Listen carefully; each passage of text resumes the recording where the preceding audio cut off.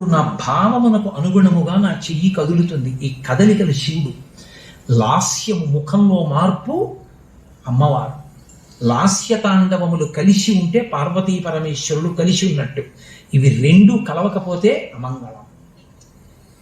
అసలు పార్వతీ పరమేశ్వరులు ఎక్కడ కనపడతారంటే కేడి అంతటా కనపడతారు.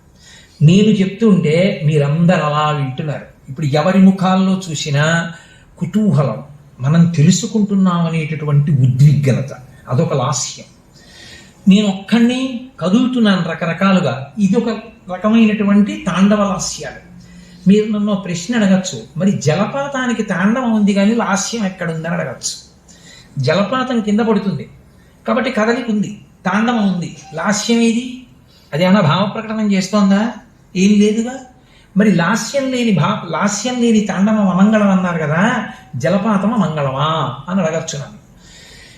జలపాతం వంక అప్పటి వరకు మీకు కనపడకుండా ఎక్కడండి జలపాతం, ఎక్కడండి జలపాతం అంటూ వచ్చినప్పుడు అదిగో జలపాతం అనేటప్పటికి, ఇలా చూసేటప్పటికి పైనుంచి పడిపోతూ కనపడింది అనుకోండి, అబ్బా అని మీరు ఇలా ఉండిపోయినప్పుడు మీ ఉద్విగ్నతకి కారణం అదే. మీ లాస్యము దాని యొక్క లాస్య ప్రతిఫలం.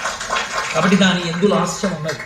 కాబట్టి తాండవ లాస్యములు కలిసి ఉంటాయి. శివ శివ, భవ భవాని,